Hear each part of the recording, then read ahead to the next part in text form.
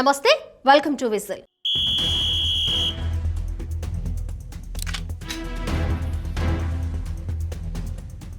భారతదేశంలో అత్యున్నత ప్రమాణాలు కలిగిన సెంటర్ ఫర్ మీడియా స్టడీస్ సంస్థ సిఎంఎస్ వ్యవస్థాపక అధ్యక్షులు నాగులపల్లి భాస్కర్ రావు లాగ్ నుంచి తీసుకున్న వ్యాసం. విద్య అక్కరకు రానిదైందా?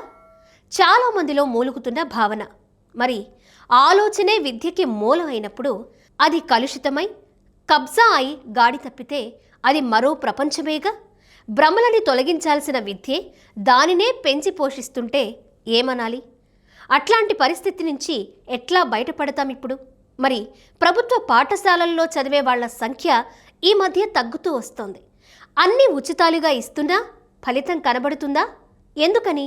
పిల్లలకి ఇష్టం లేక, తల్లిదండ్రులు ఉచిత విద్య ఉపయోగం గ్రహించక, లేక మన ప్రణాళికలకు ప్రభుత్వానికి అంతుపట్టక, లేక అదే అదును అనుకునే రాజకీయ పార్టీ నాయకుల? ఆలోచించాల్సిన విషయం కాదా? ఈ మధ్య నిజాలను కప్పిపుచ్చడం కొత్త విద్య అన్నట్లు అనిపిస్తోంది. లేనిది ఉన్నట్లు, కాదు అనేదాన్ని అవును అన్నట్లు చూపించడం ఎలాగా? ఏఐ, కొత్త యాప్స్, ఇంకా కొత్త సాధనాలు ఉపయోగం అంటే ఇదేనేమో అన్నట్లు.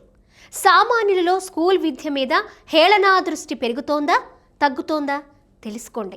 ప్రభుత్వాల్లో, రాజకీయ పార్టీల్లో కాదు, ప్రజల్లో, గ్రామాల్లో ఆకాశం నుంచి చూస్తే కనబడేది దాని రంగు వేరుగా ఉంటుందిగా. మభ్య పెట్టాలనే భ్రమకి రెండు వైపులా పదునుంటుంది. సమాజంలో ఫాల్స్ వాల్యూస్ పెరుగుతున్నాయా, తగ్గుతున్నవా? సందేహం రాక మానదు. అయితే ఏ దారి చూడాలో ఆలోచించగలిగా అంటే ప్రశ్నించగలిగా, లేకపోతే అంతా భ్రమేగా. అందుకేగా పెంచి పోషించేది. అట్లాంటి ధోరణి నుంచి విద్య ఎంతవరకు మేలుకొలుపుతోంది? దిద్దుబాటుకి పనికొస్తుందా? అందుకే నాకు నార్లవారి మాట గుర్తొస్తోంది. ప్రశ్నలుండబోవు పామరునకు, విఘ్నుడవును నరుడు జిజ్ఞాస చేతనే. అంతకు ముందే వేమన శతకం జోరీగలాగా జాగ్రత్తలు చెప్పింది. మర్చిపోయాం. మంచిదే. రాజకీయ నాయకులకు అదే మనుగడికి మూలం అన్నట్టు. భ్రమ మూఢత్వాన్ని, మూర్ఖత్వాన్ని కాకుండా అహంకారాన్ని పెంచి పోషించి నెత్తినా చేతులు పెట్టుకునే స్థితిలోకి తీసుకువెళుతుందనేది కూడా అంతే. అయితే అది ఎంత సమయమో అనేదే ఊహకందని విషయం. అంతా ప్రభుత్వాలే చూసుకుంటాయిగా అనే జీవన సరళి పెరిగిందా, తగ్గిందా? మరి విద్యా అవకాశాలు దేశంలో ఎంతో పెరిగినవిగా. అభివృద్ధి అంటే ఎంతమంది ప్రభుత్వాలు పెంచి పోషిస్తున్నాయి అనేగా.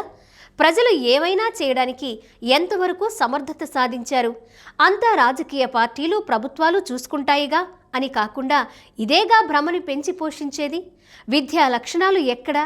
విద్య ఉద్యోగానికా, లేదా ఉద్యోగానికి విద్య అనే భావనకు కారణం ఎవరు? దాన్ని ప్రోత్సహించేది ఎవరు? ఎందుకు గుర్తించడం లేదు? నిరుద్యోగం అనే సాంఘిక సమస్య కోసమా? చూస్తూ ఉండడానికి విచిత్రాలు కావాలిగా. పౌరుడిగా వ్యక్తిత్వ విలువల కోసం ఏ విధమైన కృషి చేస్తున్నా విద్య మిథ్య అని కాదు నా అభిప్రాయం.